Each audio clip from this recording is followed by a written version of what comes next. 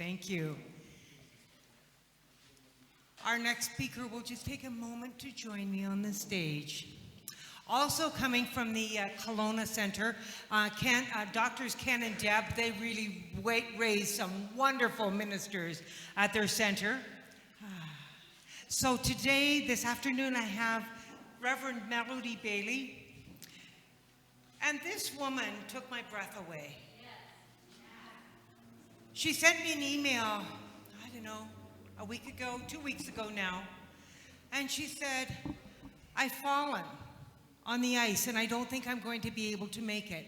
Now, those of you Kenyans, you don't get what falling on the ice is all about. But I fell on the ice a couple months ago and I'm still having trouble with my right arm. Falling on the ice is not soft. And she said, I don't think I'm going to be able to make it. I don't know if my doctor will let me travel. So we did some treatment, and this woman traveled halfway around the world with her leg in a brace. You're my hero, Melody. Oh, if anybody has done that trip, well, many of you in this room have done that trip. You know what I'm talking about. Not a lot of room on those planes and for a leg. So bless you for being here with us, Melody. Thank you. I got to know many of the ministers in Kelowna quite well when I was in Kamloops, my last ministry before I came here, because it was such a delight. I'd been like out in the wilderness again. Apparently I like to do that. And, away from any other centers. And so when I moved to Kamloops, I was just so thrilled that they were only 2 hours away. So I got to really get to know some lovely ministers. So enjoy Melody.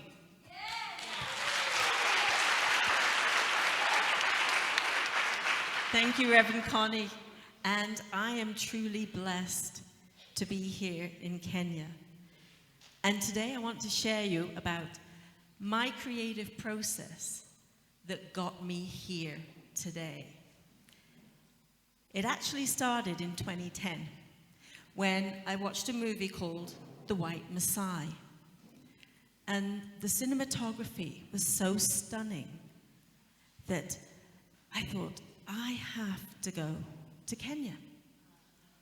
But it was just a dream, an idea. It was on my bucket list of some day, way down in the future, I would go to Kenya.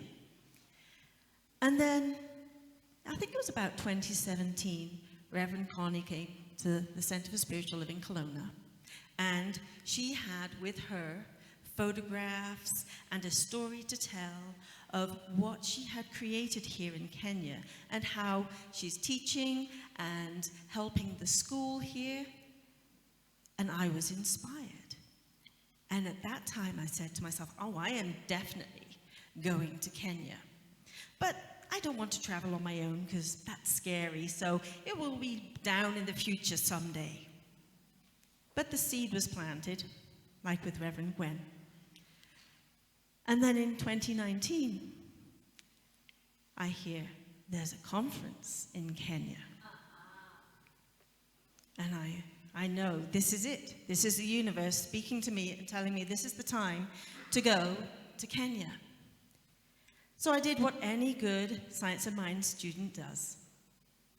I had set my intention, and then I prayed. I did affirmative prayer. I used the 5-step spiritual mind treatment, and my prayer went something like this. I realized that there's only God and nothing else, and I am unified with God. I am one in God, a unique individualization of God. And I know that the joy and the experience of coming to Kenya is manifest in my experience through the abundance of money showing up in my life and my boss giving me the time off.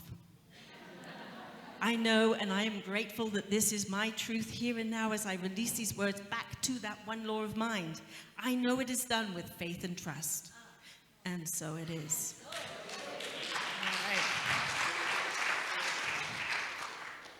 So, I had planted the seed, I had faith and trust, and I moved forward, knowing that the soil, the seed, the soil, the plant, the soil was growing this experience for me. And money showed up. I had some money from my stepmother that covered the costs for this trip, which I wouldn't have been able to make otherwise. And my boss, I basically told him I'm going. I didn't really give him the option to say no. I just said, I'm going, this is when. And so I booked a whole month off of work, which is kind of unheard of where I work. So I was moving along, faith and trust. Everything's going along just as it should. I'm getting ready, I'm planning, we're talking at the center. Did you get your vaccines yet? What about the exchange rate? How's that going? There was a buzz going on and everybody was excited. I even tried to find somebody to travel with because, as I said before, I was very scared to travel alone to a foreign country that I hadn't been to before. But that didn't work out. So I took the opportunity to book a trip to visit my mum in England on the way, which felt a little more safe because I've been there before. I came from there. And everything was getting ready. I had even started packing and planning, and I had my clothes all ready, and I was at work with my friend, walking in the parking lot on a snowy day. The parking lot had not been plowed, and I felt my foot hit a patch of ice. And instead of shooting forward and landing on my derriere, it went sideways. And I felt something snap. And this was 10 days before I was supposed to fly.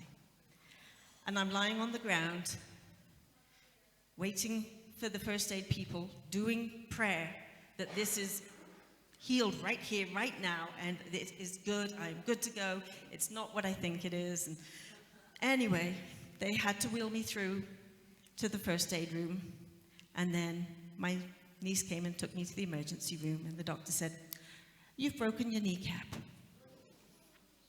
And I was devastated. My spirits plummeted. I couldn't see at that moment in time how can I get to Kenya with a broken knee? I couldn't see it, I couldn't feel it. My faith in the process at that time surely wavered, and I was crying, I was sad. But again, like a good Science of Mind student, I know that I have people to lean on in times when I cannot have my own faith. We have a ministry of practitioners at our center who are powerful knowers of the truth. And I emailed them and I said, this is what's happened. I need you to pray to get me to Kenya. And I knew that my fear was really, really, really big and really strong that I wasn't going to go. And I needed that boost. So I even put it on my Facebook page to everybody I know of faith. So not only spiritual people, Science of Mind students, ministers, but people of other faiths that I know were praying for me, for a healing to be able to come to Kenya. And as Reverend Connie said, I emailed her because, first of all, if I can't do anything here, what's the point of coming? So I emailed her and said, you know, if I'm on crutches, will I still be able to come? Is there some things I won't be able to do? And Connie said, well, you might not want to do the forest walk. And you might not be able to go to the school. But the rest you should be okay to do. So that bolstered my spirit and my faith in the process. Everybody's praying for me. And I remembered, like Dr. Ken said, the cheesecloth, the answer to your prayers doesn't always look like you expect it to. And I just had faith. I had faith. So I went online, got the phone number for the airlines, and I said to them, I need wheelchair access and an aisle seat all the way to Kenya and back. And they said, okay, we can do that. And we won't charge you extra for it. Woohoo! So I arranged that, and this is even before seeing the doctor. I'm just going on faith and trust that this is going to happen because I'm meant to be here because in 2010, I saw that movie, and this is the place that's been calling to me since then. My sister took me to the hospital on the Wednesday. I saw the orthopedic doctor, And he's looking at my leg, and I said, by the way, I'm flying to England on Monday. Is that a problem? He said, I don't know, bend your knee. So I bent it as well as I could. And he said, well, here's some exercises. It's going to be painful, it's going to be uncomfortable and difficult, but if you're really determined, you can go. Well, I'm a determined kind of person. So I went. I decided I'm just going. I know that this is just a blip in my consciousness and that everybody holding the faith for me is moving me forward to experience Kenya in a different way than I had originally planned, and to be here, fully present, experiencing slowly everything that has truly been magical to experience. So even though it's not how I expected it to be, the soil produced the results. Not always how you expect it to, but you always get what you pray for. And I am here because the creative process absolutely works. And if you have anything in your heart that you desire, go ahead and pray for it. Don't expect it to always look exactly how you think it will, but it will always manifest when you have faith and trust. Thank you.